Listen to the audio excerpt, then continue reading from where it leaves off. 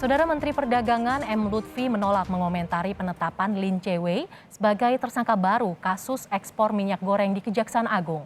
Koordinator Masyarakat Anti Korupsi Indonesia atau MAKI, Boyamin Saiman menilai Lin Che-wei melakukan kolusi yang berbuah korupsi, izin ekspor CPO atau minyak kelapa sawit. Hal lain ya Pak Menteri terkait dengan ditetapnya Lin Che-wei.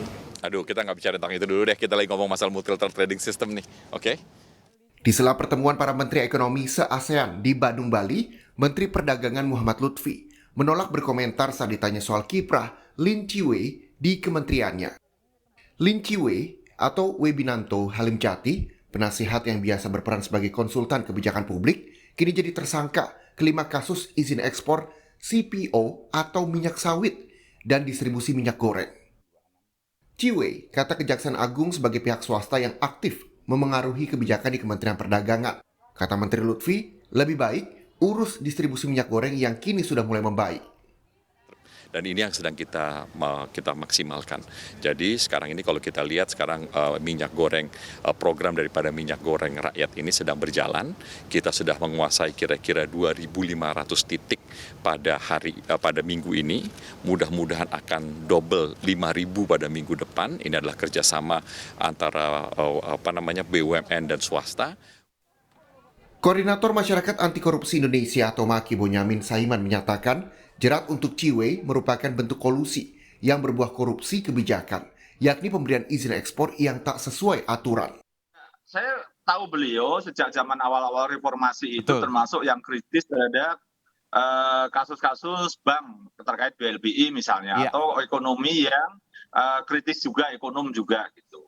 Tapi ya belakangan kan tidak pernah terdengar suaranya lagi, tiba-tiba muncul dalam kasus ini ya. Sebenarnya saya kaget juga dan bahasa saya juga menyayangkan akan peristiwa ini. Memasuki dunia konflik kepentingan, dunia kolusi, bukan hanya korupsi aja. Dia seakan-akan berdiri di perusahaan swasta karena pernah jadi konsultan, berarti ini dia seakan-akan punya kepentingan di perusahaan swasta. Tapi sisi lain dia bisa masuk di acara-acara di Kementerian Perdagangan dan diduga bisa mempengaruhi atau rekomendasi dia yang dipakai oleh dirjen yang sudah tersangka itu. Jadi ini artinya dari kacamata ini konflik kepentingan seakan-akan dan ini bisa jadi kolusi.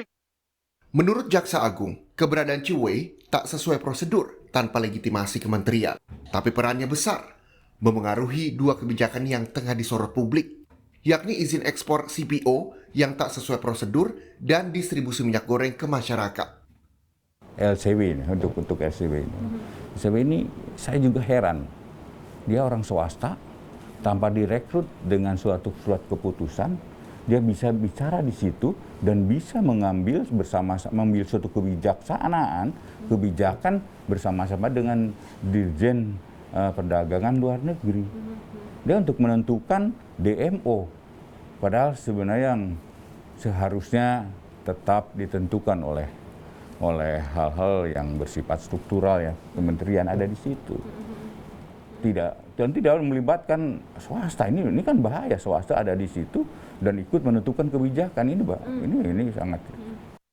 Tapi pertanyaannya, siapa yang memberikan kewenangan Che-wei sebagai swasta yang begitu besar di kementerian? Siapa yang memberikan kewenangan tersebut masih belum jelas, Pak. Kita sedang dalami, Mas. Tetapi mestinya kita tahu pasti ada yang menentukan di situ siapa yang mendudukan dia di situ.